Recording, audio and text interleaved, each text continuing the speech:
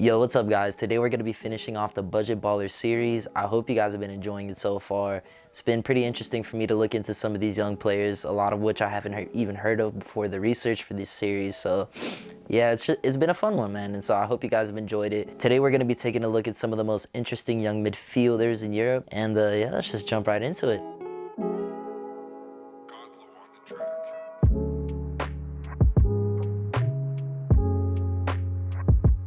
We're going to be starting at one of my favorite hubs of WONDERKIDs, Schalke.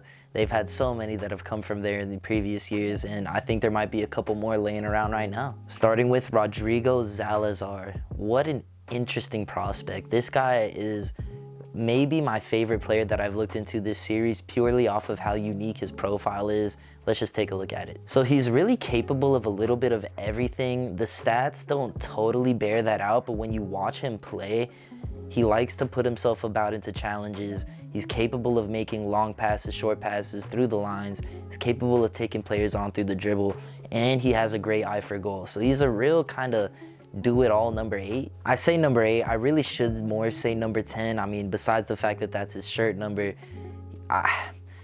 again, it's one of those things that it's kind of hard to place him for me. I'm not really sure where he would fit in a more functioning team than Schalke. I mean, he's definitely got a lot of the attacking attributes that could make him a 10, but I'm not sure if he's got all of the attacking prowess, and if you want him that far forward in the pitch, I think he might be able to have more of an impact a bit deeper. Before we jump into the numbers, I just want to give a bit of context with the fact that he plays in a really, really bad Schalke team who's more often than not chasing games, and so I feel like he might be trying to do a bit too much when he kind of is forced into these situations. It's kind of not easy for me to see where he's going to fit into a better team, except for saying that I can know for sure there is some sort of talent in here.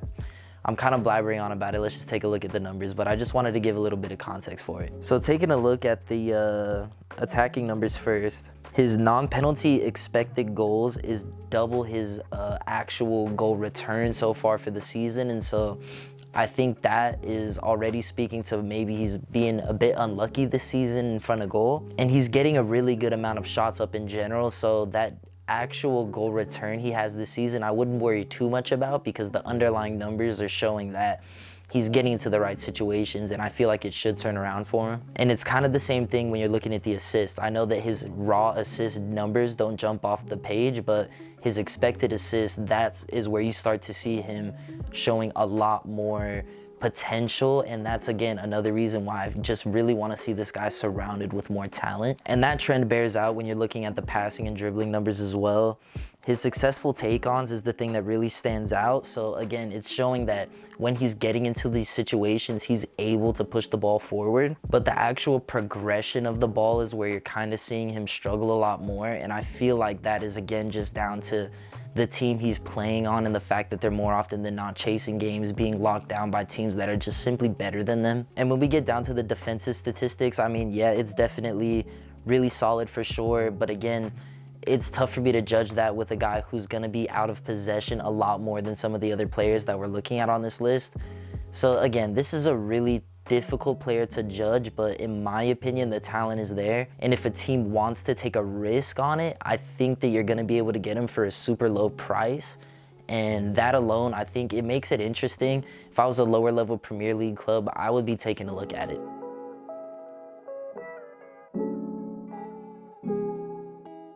And so like I kind of alluded to in the beginning, that's not the only Schalke player we're going to be looking at. Next is Krauss. This is a midfield partner to Rodrigo Zalazar, but he's playing in more of a deep-lying 6 role, I guess the traditional defensive midfielder. But there's a lot about this guy's game that isn't too traditional, and it's mainly the way that he's transitioning the play from defense to attack.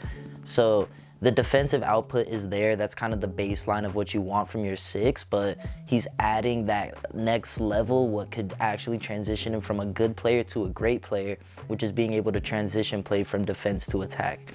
When he picks up the ball, he's got great IQ, great technique, and he's making quick passes, sharp passes, and it's really, really effective transition play. He honestly reminds me a lot of what I've loved from Casemiro this season at United. And getting into the numbers, I think you can definitely see that. So obviously, like I said, the tackles, interceptions, it's really, really strong. Even the blocks and aerials one are solid. But when you take a look at that successful take-ons and progressive carries, I know it doesn't jump off the page instantly because our brain wants to see a green line.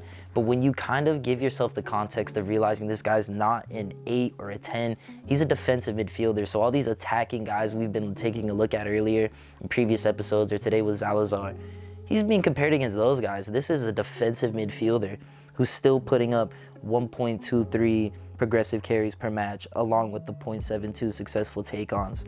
He is a really, really tidy dribbler for someone in his position, and at his age, I think that's only going to improve. On the transfer side of things, it's a little interesting. So there is a deal agreed that if Schalke are able to stay up in the Bundesliga, he will be going there from Red Bull Leipzig, which is his parent club that he's on loan from. However, at the time of recording, they're second to bottom in the Bundesliga, so I don't feel like that's too likely unless they're able to somehow turn it around at the last minute. So I believe he'll be sent back to his parent club, Red Bull, and that's where things get interesting. There's not a lot of room for him in that lineup. They've got a lot of midfield talent, and it's just genuinely a talent factory. So there's always going to be new players coming in there.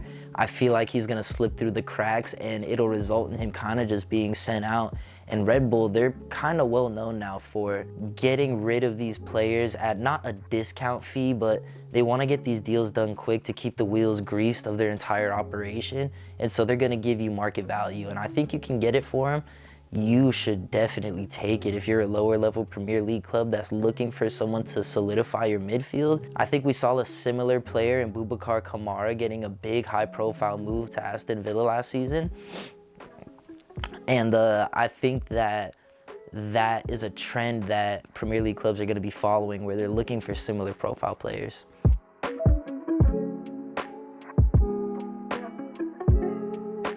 And moving on to another destroyer, this guy is a serious monster. This is apparently the next Casemiro, to what people are saying online, Vinicius Susa. Now, he might end up being one of the more expensive players in this series, but in my opinion, he's gonna be worth every penny. He's enjoying a really solid loan spell at Espanyol right now. His parent club is a club in Belgium, which is owned by the City Football Group, so by extension, he's essentially a Manchester City player. He's got unreal defensive prowess. The timing and the strength that he's able to lunge into these tackles with, it's just brilliant to watch. He's super strong and super mobile. He's got the perfect physical profile to fit right into the Premier League. And he's got a really high IQ on the ball. You see it, he's making these really smart transitional passes. He's even got a little bit of a dribble in him from time to time. I really see this guy moving on to the top level sooner than later. And if you haven't heard about him yet, I honestly feel like you're sleeping. There's already rumors that his future might be claimed by Wolves, but that's still kind of up in the air right now. So I think other Premier League clubs, if that falls through, they should definitely snap on it, because Vinicius is one for the future for sure. And if you take a look at his statistical profile, I mean, it says it all right there.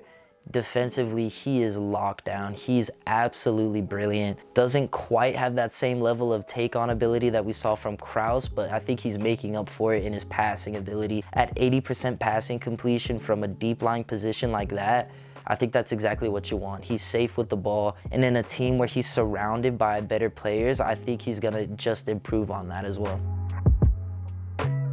So yeah, that concludes this episode, and thus the little mini series of our budget ballers, people that you guys should be looking out for, where they're headed this summer. These are some really interesting players that I've gotten to take a look at over these last few episodes, and I genuinely think that there's some future world-class talent in here. Stay woke to it.